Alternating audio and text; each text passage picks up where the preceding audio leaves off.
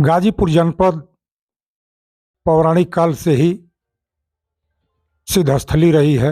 यहाँ एक से एक बढ़कर के सिद्धस्थल मौजूद हैं।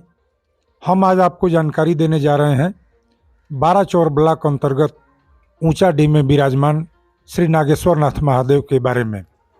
गाजीपुर जनपद के करीमुद्दीनपुर थाना क्षेत्र अंतर्गत ऊंचा डी ग्राम के दक्षिण दिशा में अपने भक्तों के सभी कष्टों को पल में दूर करने वाले भक्त वत्सल बाबा नागेश्वर नाथ विराजमान हैं। सैकड़ों वर्ष पूर्व यह क्षेत्र घना जंगल के रूप में था, जिसमें सभी प्रकार के जंगली जीव विचरण किया करते थे। उस समय कुछ चरवाहे अपनी गायों को चराने के लिए इसी जंगल में लेकर रोजाना आया करते थे। एक गाय नित्य शाम के समय जब चरवाहे अपनी गायों को लेकर घर के लिए वापस होते थे, उसी समय झुंड से अलग निकलकर एक निश्चित स्थान पर आकर खड़ी हो जाती थी और उसके थन से दूध स्वतः उस निर्धारित स्थान पर गिरने लगता था। यह क्रम नियम से चलता रहा तो चरवाहे को शंका हो गई कि आखिर दिन भर चराने के बाद भी मेरी गाय दूध क्यों नहीं दे रही है। उसने उस दिन से गाय पर नज़र रखना शुरू कर दिया। रोज की तरह गाय चराने के बाद जब वापसी का समय हुआ तो वह गाय धीरे से पुनः अन्य गायों का साथ छोड़कर उसी निश्चित स्थान पर आकर खड़ी हो गई और पुनः उसके थन से दूध अपने आप वहां जमीन पर गिरने लगा। चरवाहे ने यह जानकारी गांव वालों को दी।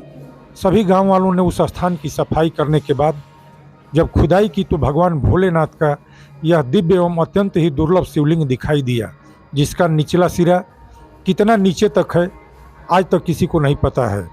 जब लोगों ने खुदाई करके इस शिवलिंग को ज़मीन से निकालना चाहा तो यह शिवलिंग अपने आप नीचे की तरफ धंसने लगा। परिणाम स्वरूप लोगों ने खुदाई बंद कर दर्शन पूजन का कार्य प्रारंभ कर दिया। एक बार कुछ लोग इस शिवलिंग को नुकसान पहुंचाने की नीयत से यहाँ आए और प्रयास किए। उन सभी की आंखों की रोशनी गायब हो गई। वह लोग रात भर एक ही स्थान पर चक्कर लगाते रह गए। जब सुबह हो गई तब उन सभी ने अंत में बाबा के दरबार में आकर अपने इस गलती के लिए माफ़ी मांगा तो बाबा नागेश्वर नाथ की कृपा से उनके नेत्रों की रोशनी पुनः वापस आ गई। मुगल काल में औरंगजेब के समय जब मुगल सैनिकों द्वारा हिंदू मंदिरों को तोड़ा जा रहा था, उस समय बाबा नागेश्वर नाथ की प्रसिद्धि दूर दूर तक फैल गई थी।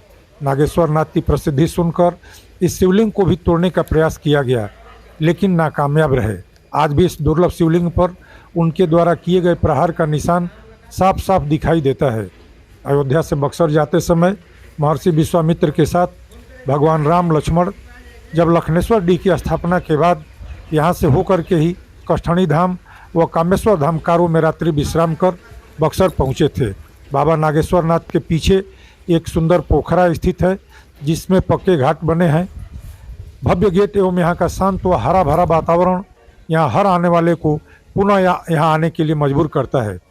नागेश्वर नाथ धाम में बहुत दूर दूर से लोग दर्शन के लिए आते हैं। क्षेत्र के लाखों लाख लोगों के आराध्य देव हैं नागेश्वर नाथ। नागेश्वर नाथ के बगल में बजरंगबली, माँ दुर्गा के मंदिर का भी निर्माण कराया गया है। बाहर में नंदी जी विराजमान हैं। शिवरात्रि के दिन इस स्थान पर प्रत्येक वर्ष मेला लगता है। सावन मास में यहाँ पूरे महीने जलाभिषेक, दुग्धाभिषेक का कार्यक्रम चलता रहता है। सावन मास में यहाँ पूरे महीने भजन कीर्तन, हवन पूजन, जलाभिषेक, दुग्धाभिषेक का कार्यक्रम आयोजित किया जाता है। अयोध्या से पधारे फलहारी जी महाराज एवं त्रिदंडी स्वामी के द्वारा यहाँ पर विराट यज्ञ का भी आयोजन किया जा चुका है। भगवान नागेश्वर नाथ के बगल में ही श्री लक्ष्मी नारायण का भी बहुत ही खूबसूरत मंदिर का निर्माण कराया गया है। जय नागेश्वर नाथ महादेव।